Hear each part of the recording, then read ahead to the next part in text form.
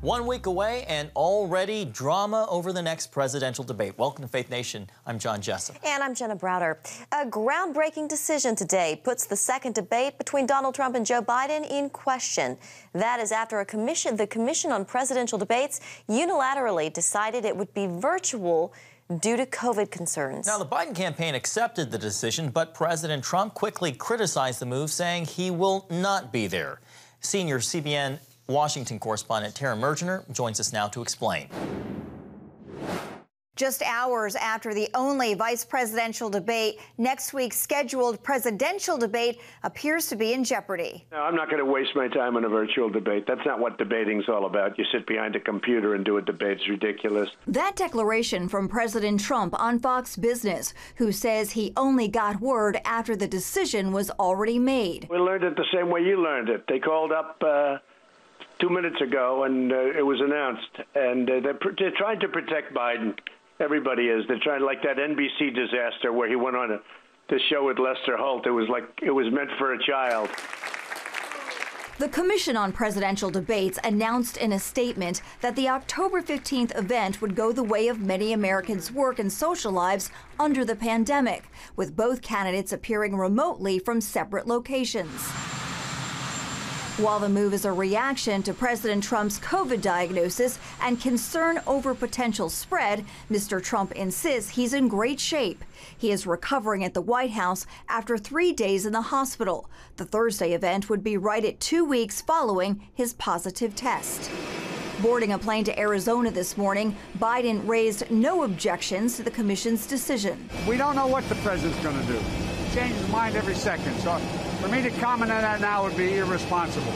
I think that if I'm going to follow the commission recommendation, if he goes off and he's going to have a rally, I don't know what I'll do. The Biden campaign put out this statement this morning that reads in part, Joe Biden will find an appropriate place to take questions from voters directly on October 15th, as he has done on several occasions in recent weeks.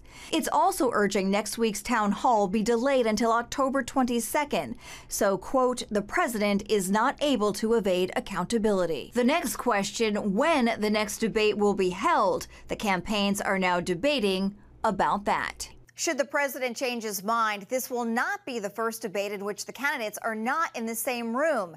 In 1960, the third presidential debate between Richard Nixon and John F. Kennedy was broadcast with the two candidates on opposite coasts. In Washington, I'm Tara Mergener, CBN News. Debating about the debate. Thanks, Tara. Well, civil. That is the general consensus from last night's debate between Vice President Mike Pence and Democratic nominee Kamala Harris. They took on a wide range of issues from the economy to the Supreme Court, with the coronavirus front and center. Yeah, you could actually hear them last night. But the question does remain, John, will their exchange move the needle at all in the upcoming election? CBN's Eric Phillips has that story. The American people have witnessed what is the greatest failure of any presidential administration in the history of our country. They still don't have a plan. The debate began with the coronavirus and what the Trump White House did to navigate the pandemic, which has claimed more than 200,000 American lives. President Donald Trump did what no other American president had ever done. And that was he suspended all travel from China, the second largest economy in the world. Harris insisted the president was not honest with the American people from the outset about the deadly potential of the virus. And when asked if she herself would take an approved vaccine. If Dr. Fauci, if the doctors tell us that we should take it, I'll be the first in line to take it. Absolutely. But if Donald Trump tells us that we should take it, I'm not taking it. The dodging began when neither answered whether internal discussions had taken place on a plan in case of disability, given the ages of those at the top of both tickets. Pence refused to say how a Trump health plan would help those with pre-existing conditions, nor if there would be a peaceful exchange of power if Trump loses. Harris would not speak directly to the Biden team's support of the left-leaning Green New Deal and would not say if a Biden administration would seek to pack the Supreme Court by adding another justice if Judge Amy Coney Barrett is confirmed. I just want the record to reflect she never answered the question. The two did spar over the conservative Barrett nomination, which hangs in the balance, less than a month away from Election Day. We particularly hope that we don't see the kind of attacks on her Christian faith that we saw before. Harris said she found that insinuation insulting and pivoted to what she called the real issue. Joe has been very clear, as the American people are.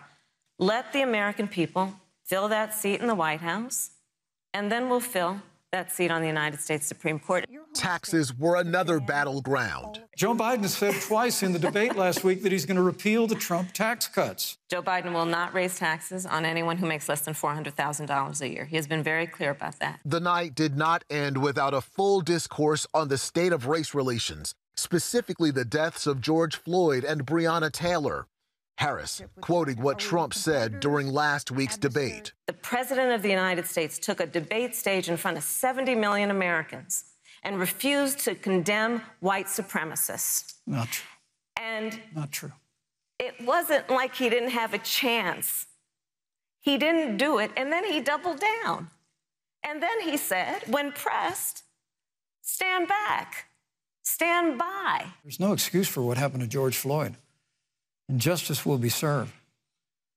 But there's also no excuse for the rioting and looting that followed. On international relations, Harris slammed Trump for trusting Russian President Vladimir Putin over his own intelligence community, and she called the U.S. trade war with China a big loss.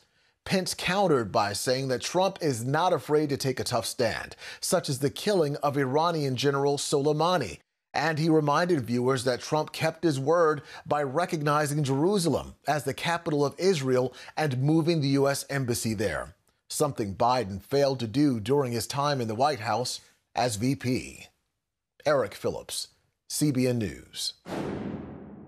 And joining us now is CBN's chief political analyst, David Brody. David, this was a very different debate from what we witnessed last week between the running mates at the top of the list. What are your top-line thoughts here?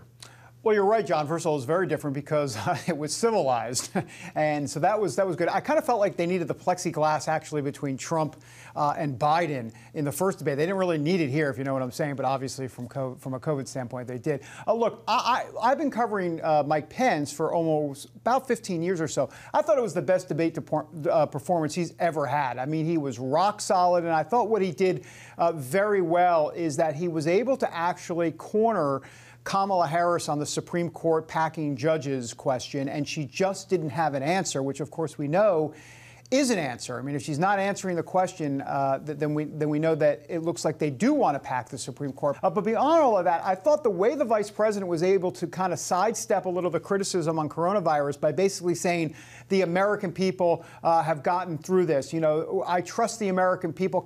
And it's hard for Kamala Harris to kind of come against the Trump administration when Pence is turning it and saying, I'm with the American people did this, they got through it. And how are you supposed to criticize that? I thought it was actually a very strategic way to approach it. David, speaking of which, a lot of the critique has to do with the candidates giving a lot of answers that were non-answers. You just mentioned Biden with the coronavirus questions and Kamala Harris with the question about packing the court. Will that hurt them overall?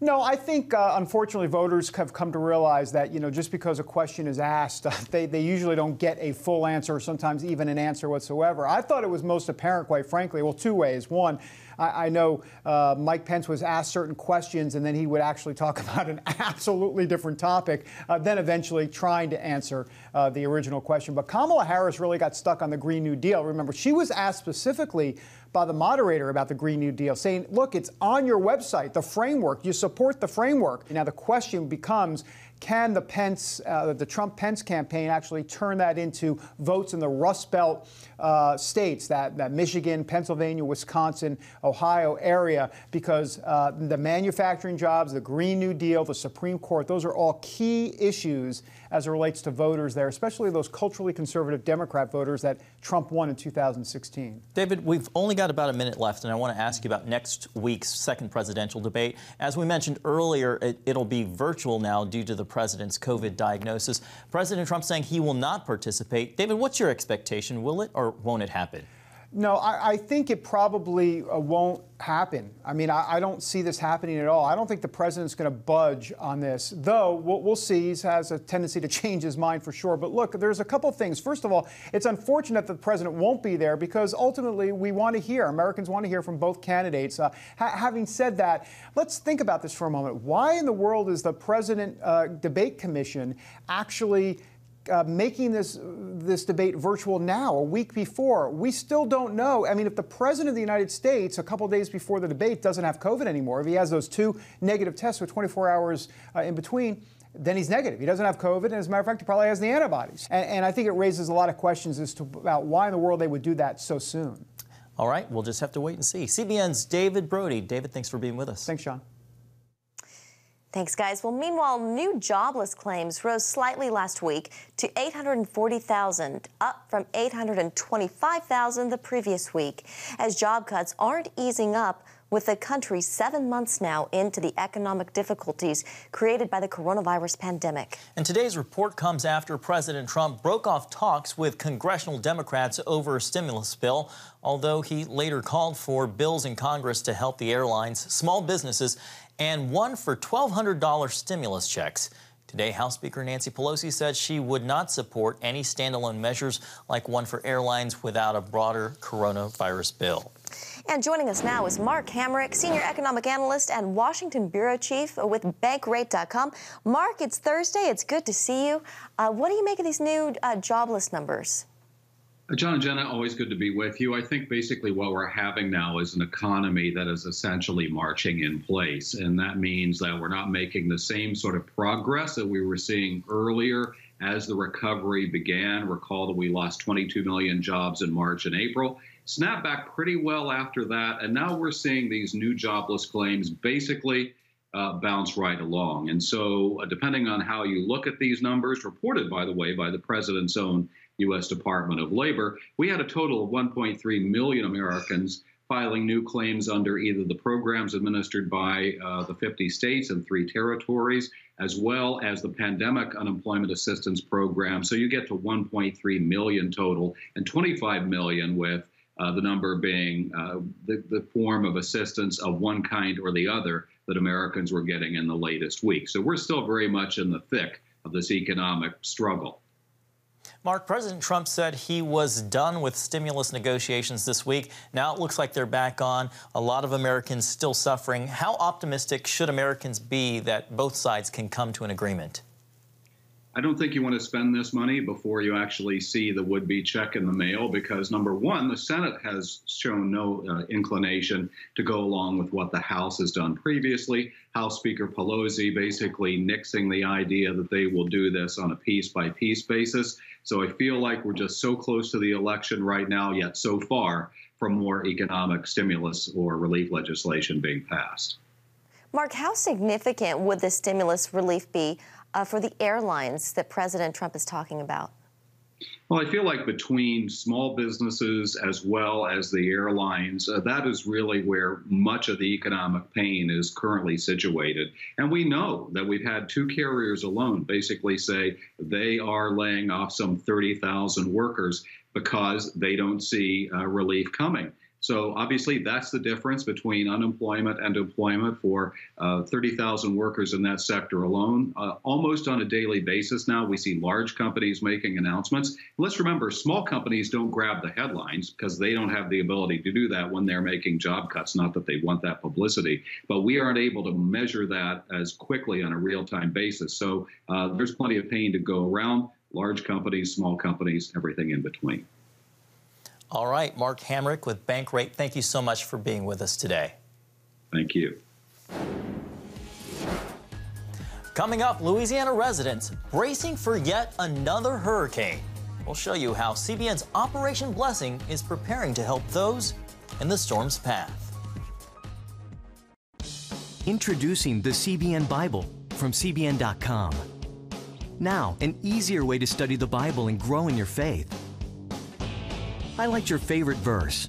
Read separate versions at a glance. Click and read a commentary. Or cross-reference your favorite verse using the Strong's Concordance. All the right tools to study the Bible. All in one place. The CBN Bible, available at cbn.com/Bible or the iTunes App Store. This is CBN News Watch. Thanks for joining us. Watch breaking news, exclusive stories and programs, credible news reporting. We show you what's happening in the world and how you can pray about it. This is CBN News Watch, because truth matters. Weekdays at 5 on the CBN News Channel. Yes, right on time. From Superbook. Pepper's Pizza Palace is donating pizza for everyone today. Wait. I have big plans today. Trust in God, even when times are tough. He has a plan for your life. Hey, we're gonna be late for the grand opening. My parents want me to help with this outreach thing, feeding the community. What am I supposed to do here? Superbook! Join the Superbook Club and get Superbook The Birth of Moses, plus 2 copies to share with others, all for your gift of only $25. Pharaoh ordered all newborn Hebrew boys thrown into the Nile River, and I have a 3-month-old brother. The Birth of Moses. Yours for a gift of only $25. What will you do the next time the soldiers come? I do not know, but I trust God has a plan for all of us.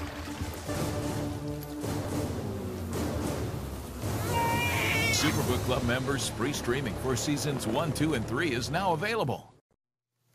Some disturbing news to report this evening. The FBI has charged at least 6 people plotting to kidnap Michigan Governor Gretchen Whitmer. According to a federal affidavit, the group planned to reach out to Antifa members in Michigan to take part in the abduction. Police arrested more than 12 people in connection with the plot. Well, the Gulf Coast is bracing for another major storm. Hurricane Delta is expected to make landfall tomorrow, bringing a possible life-threatening storm surge and hurricane-force winds. The storm already battered Mexico's Yucatan Peninsula yesterday, uprooting trees, knocking down power lines, and damaging buildings and roads. In Louisiana, mandatory evacuations have already been issued ahead of the storms. Meteorologists say Delta's projected path has it hitting in the southwest part of the state near Lake Charles, which is still recovering from Hurricane Laura.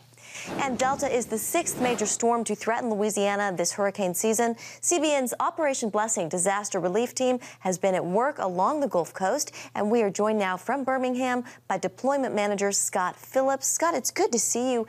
Thank you for joining us this evening. Businesses and homes in Lake Charles are still not fully recovered from Hurricane Laura. Do you still have volunteers in that area, and what are you hearing from about preparations there?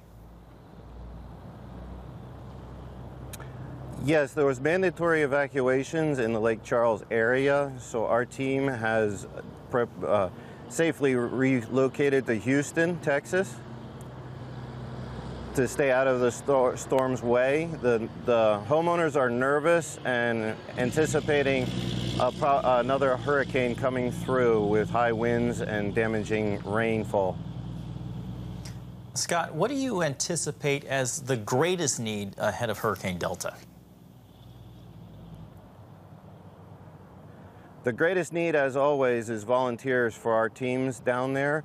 As far as the families in the area, the greatest need then will be for food and water and proper housing for them, making sure that if the wind is as bad as Hurricane Laura, that we have people in place to do tarping and debris removal. Yeah. How long after a storm hits an area do your teams wait to head into the area? We're pre-staged in Birmingham, Alabama. After the storm passes through, we will send our assessment team into the area, probably within a 24-hour period, to assess the damage and see how best we can respond. Scott, I know this is not your first storm to deal with. In all your years in disaster relief, can you remember as many storms hitting the Gulf Coast? No, I cannot.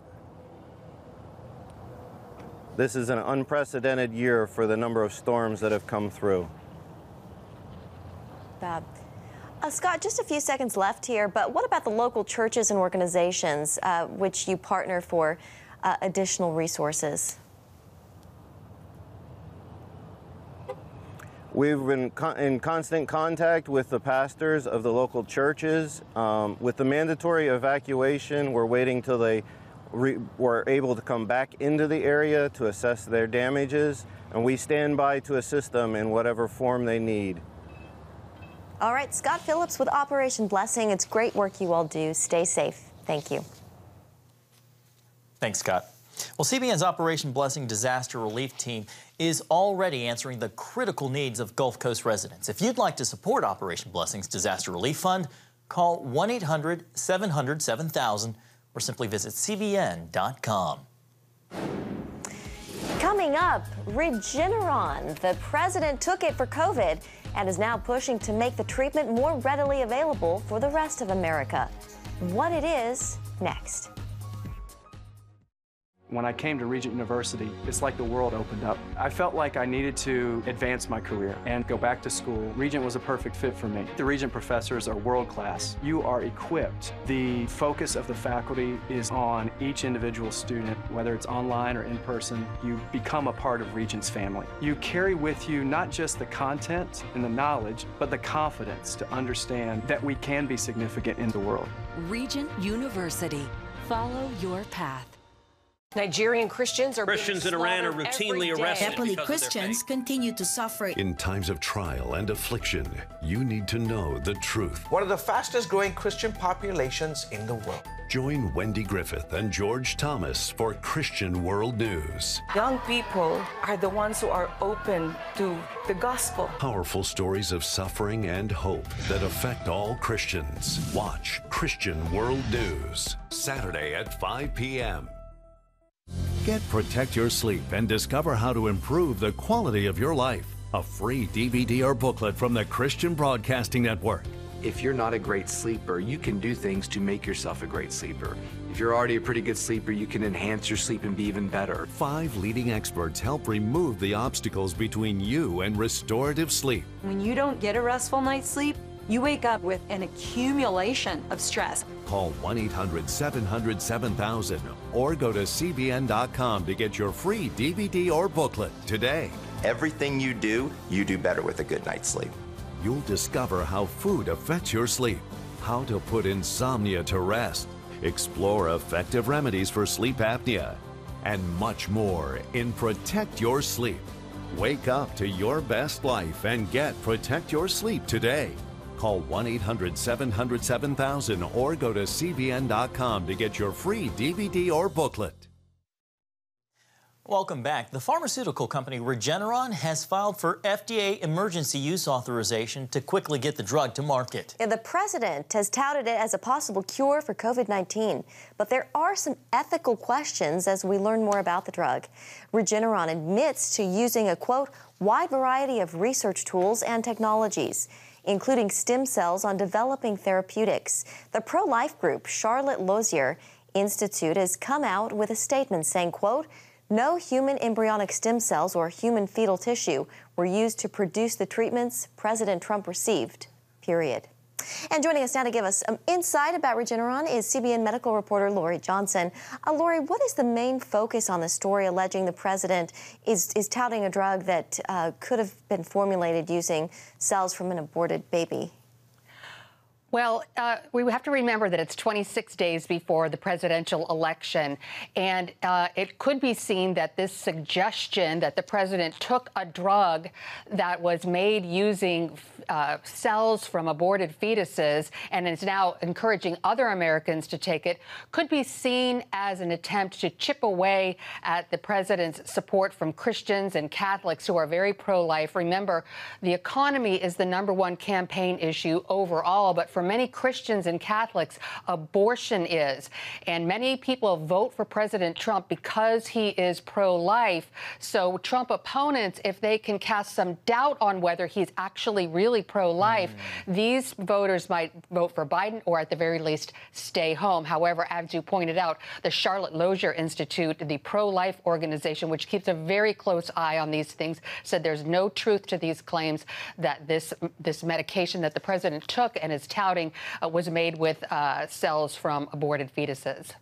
Lori, only a little less than a minute left. The president, of course, touts himself as the most pro-life president in history. A lot of his supporters agree.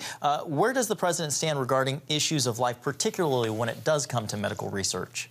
Well, last year in 2019, the Trump administration issued a ban on human fetal cell research for all federally funded research. And this year, the brand new task force that was enacted to enforce that ban took suggestions from companies that did want to do this, and they rejected 13 out of 14 of those requests to do medical research using cells from fetal abortions. And also, we might remember that back in January, President Trump was the only sitting president in history to speak in person at the March on Washington, the March for Life on Washington. So he is perhaps the most pro-life president in modern history. All right, CBN medical reporter Lori Johnson, we will leave it there. Thanks, Lori. And we'll be right back after this. Christians around the world are standing with the Israelis. But why? In CBN's free magazine, Friends of Israel, you'll discover why Christians are supporting the Jewish state, how Israel is fulfilling prophecy as a light to the nations, and ways you can pray for the people of Israel. Israel needs the support of friends like you. Call now or go to cbn.com to get your free copy of Friends of Israel. Heavenly Father, we do thank you for the work of your Spirit, Lord God, with this movement of getting the Bible, yes, Lord, into public schools.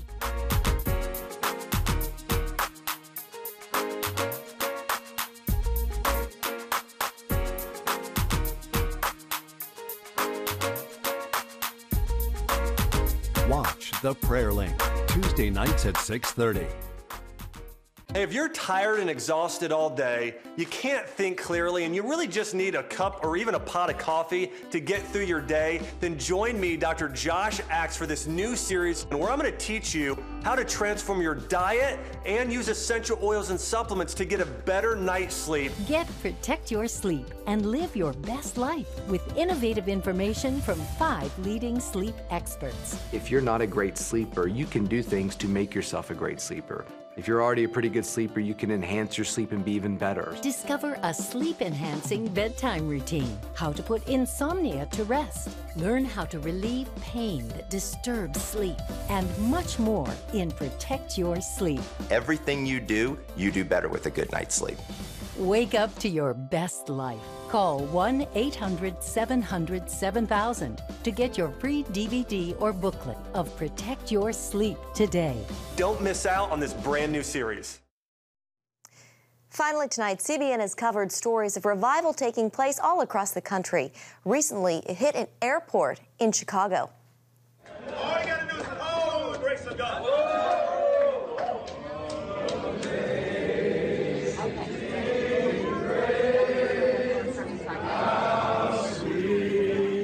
While waiting on their plane, passengers at Midway Airport decided it was a good time to praise God.